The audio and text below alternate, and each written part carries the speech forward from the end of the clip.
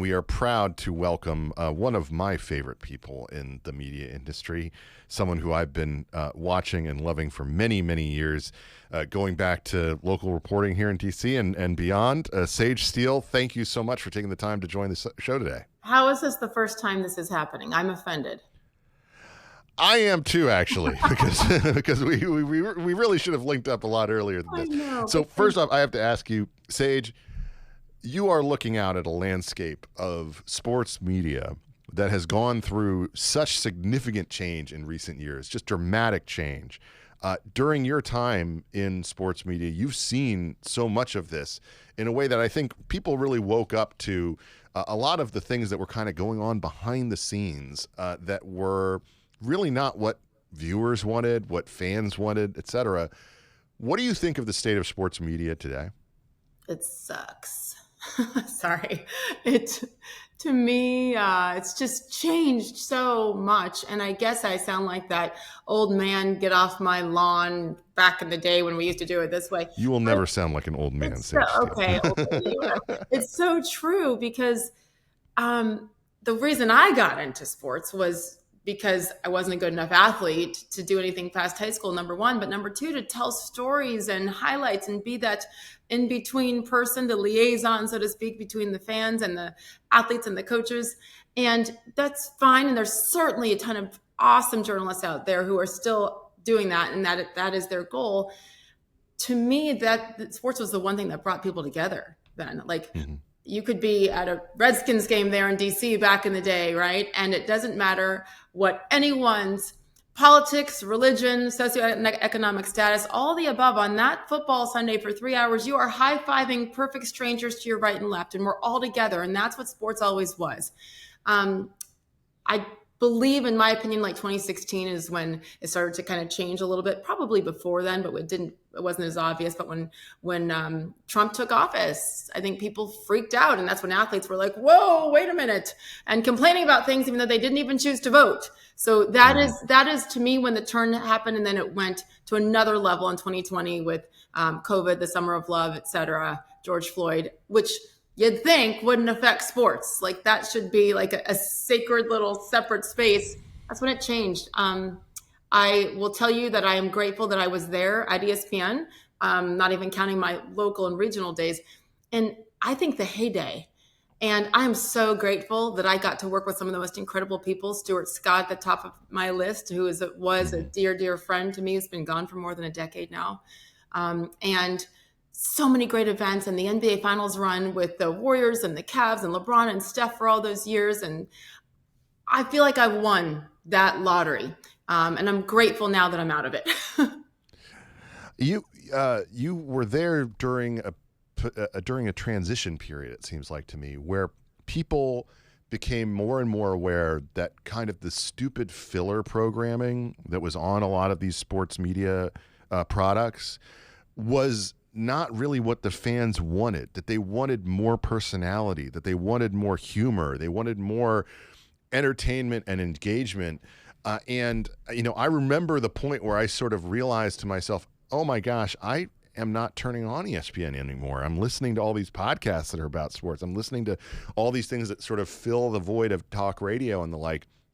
Do you feel like this is a situation where the corporate powers that be, or the people who are kind of sitting on their laurels, that they just lost touch with what fans really wanted?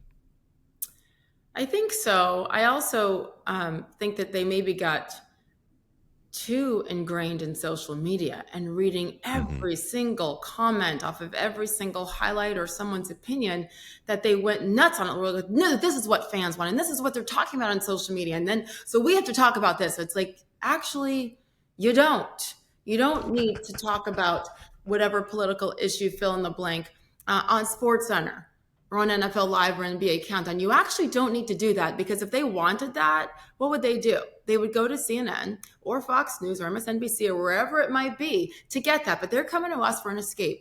So yes to both, right? Like, they went overboard and then took that small percentage of people who decide to get on Twitter and rant about whatever and make them representative of all fans. And that really mess things up. I think all these corporations, which are media networks, are run by some of the same people, and they cannot handle the fact that other people might think differently, and their ideologies might not be similar. I said this to many bosses along the way, Ben, many bosses, because we did have different opinions. And I said, at the end of the day, what did Michael Jordan say in the 80s? Republicans buy sneakers too.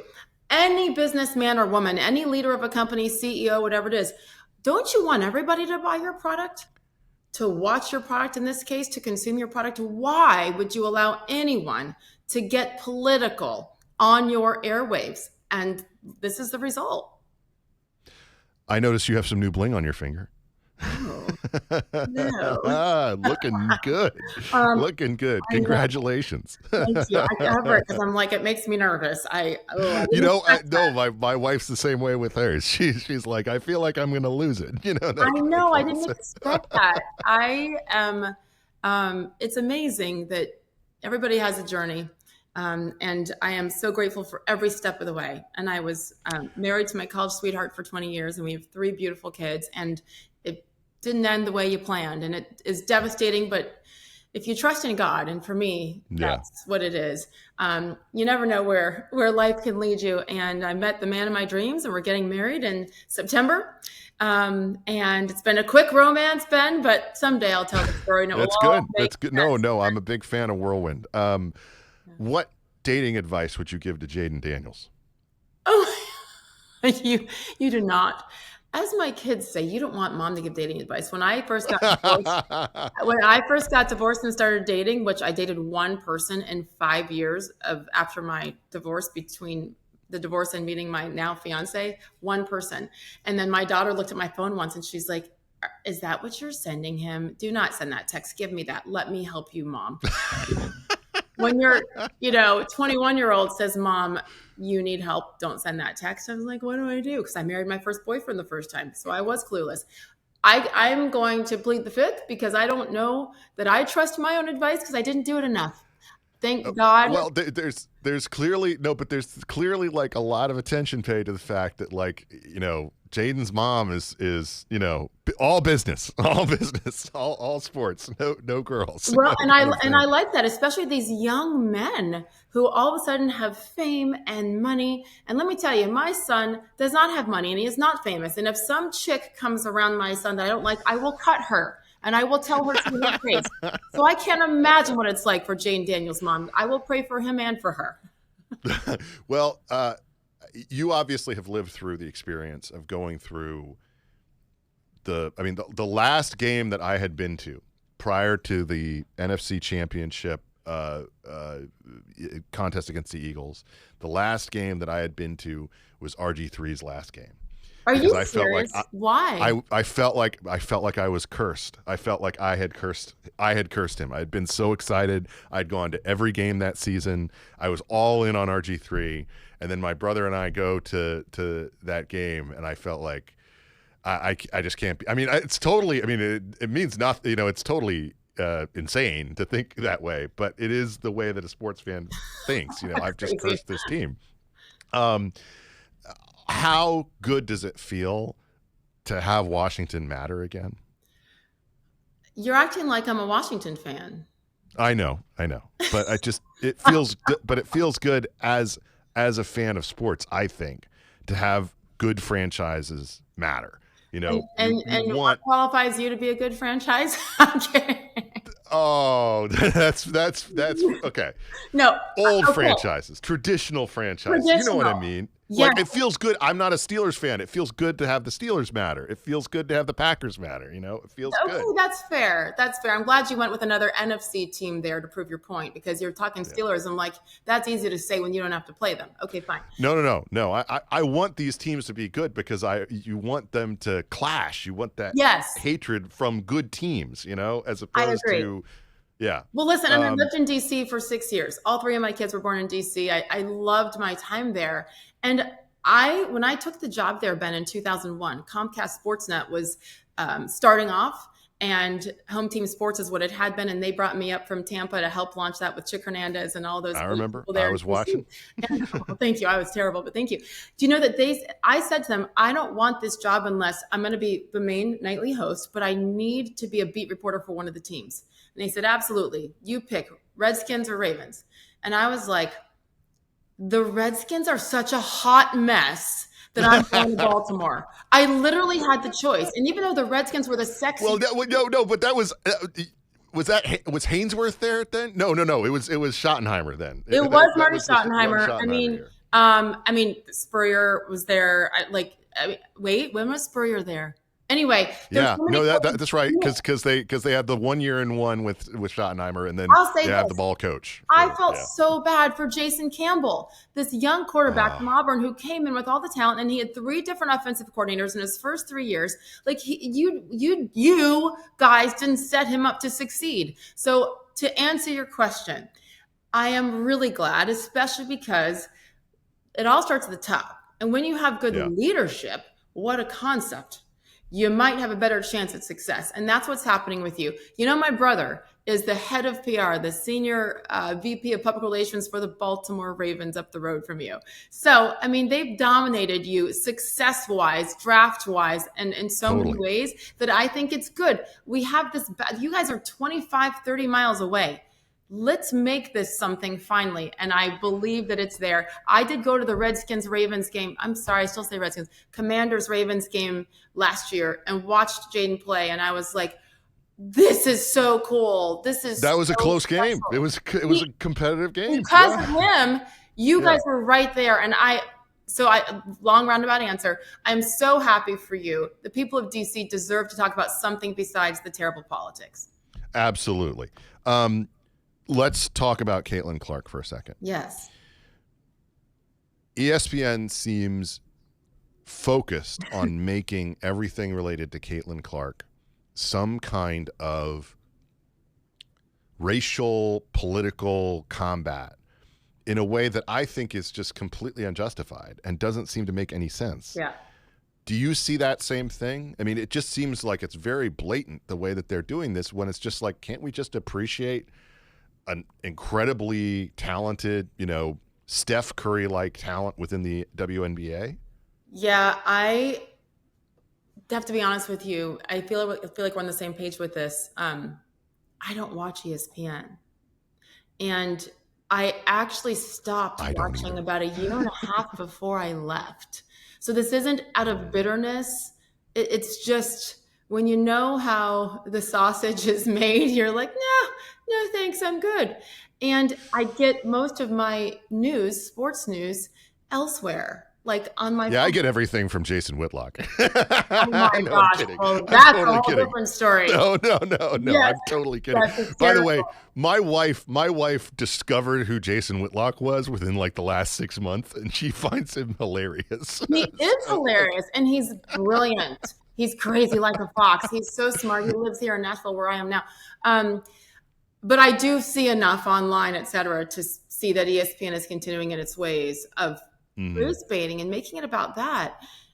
It's so sad to me, Ben, because we are witnessing greatness. We are witnessing something that we have never seen in this game. And when you have the rating spike that they had in the NCAA women's tournament because of her, and then now in the WNBA, what happened when she got hurt a few weeks back? Everything tanked by like 50%. She comes back, boom, it's right up there. I don't understand why we are. Yes, I do. See, I try to be nice. Yes, I do. Because there's too much money to be made by race baiting. And we've seen that on every platform, really in every industry, but in particular in sports media and news media, quote unquote journalists. So that's what they're doing. And you've seen a lot of people online to talk about, man, you're going to push this girl out of the league. Why would she want to stay and take the abuse, literally and figuratively? Literally abuse. I mean, that eye gouge is ridiculous. Man. She is a warrior. I will say, as a parent and as a mother of 2 girls and a boy, and my oldest daughter's 23, almost basically Caitlin's age. I don't think I could sit in the stands quietly. I don't think I could, but shame on anyone on any platform who's making this just about race. Is there a racial component to it? Yes. But the problem is, if this were reversed, if this were a Black athlete being kind of targeted by primarily white athletes, and as this is the reverse of that with Caitlin, can you imagine the uproar? Ridiculous. No, yeah, she's a great kid and a great example. And by the way, she walked by you down the street. It's not like Angel Reese or Asia Wilson, who they'd walk by you and you'd be like, oh, wow, she plays basketball. No, and that's the beauty of it. So shame on everybody who does this. Let's witness the greatness, enjoy it, because we don't know if we'll see someone like her again. I know our time is limited. I want to ask you a very, I'm sure, divisive question. Are you willing, would you be willing, to rescue ABC from their plight and join The View to make that show great again? Oh, my God. First of all, they would because you were my nominee. When my wife walked out of that building, I said they need to hire Sage Steele tomorrow. Are you serious? I would watch that. Yes, I'm 100% serious. Gosh. Well, number one, it would never happen. Thank you for that. That's actually super kind of you. And thank you. They would never do that because I sued Disney, who owns ABC, and settled out of court, of course, as an ESPN employee. So that would never happen. They hate me for life, and that's fine. And secondly, but you would make that must-watch TV again. That you would. I feel like I would, along with many other sane. I would feel sorry for you because I know what it does to your life because I experienced it myself. That's the point. And I talked to Megan about it when we were together a couple of months ago in DC, and I've talked to Elizabeth Hasselbeck about it. And I was in that chair 4 different times co-hosting 10 years ago. And I don't want to say you couldn't pay me enough money. It would have to be so much like, Rachel Maddow, Matt Lauer money, $30 million. Yeah, well, this is the thing, Sage. It ruins your life. Like, there's so few people who've walked away from that show without getting ruined. Exactly. And Megan said enough about it too, which it's in her past, but it certainly does form and shape part of your future, actually. And I'm going to tell you this. I've been gone. August will be 2 years that I've been gone from ESPN. And I'm so proud, honestly, of every single moment, 16 and a half years. Love it. Even the bad stuff. I love it. And I'm grateful. What has happened since then is to start my own show and do stuff on my own. I never wanted to do a show of my own, YouTube, Sage Steele show. I would never wanted to because I don't understand it and all the YouTube stuff and subscribers and all. Oh my God, I'm not a businesswoman. I never wanted to do that. What has come of it, though, from it is freedom. To be able to come on and be honest with you and have real conversations with people and actually set my schedule. And if my parents, who had some health issues recently, I could drop everything and go to my parents. I could be there to help my daughter move out of her dorm in tears. I could be there to go to a football game with my daughter who's at Ole Miss. I could be there to plan a wedding here in Nashville with the love of my life. First time in my life at 52 years old, I have true freedom. And I don't think, for me, you can't put a price on that. Finally, to be able to be around good human beings, good souls, people who might disagree, but have the same goals in loving our country and trying to love each other and live with kindness, lead with kindness. I get to choose that now. And I never got to choose that before. So even if they came to me, which they wouldn't, no, thank you. I'm making a lot less money. But my life is so full, and the money will come when you're doing things the right way. Your priorities are clearly well aligned. Sage Steele, thank you so much for taking the time to join the Big Ben Show. Everyone check out the Sage Steele Show, which you can find on YouTube. Can I come back soon so we can go longer? Absolutely. Okay. Absolutely.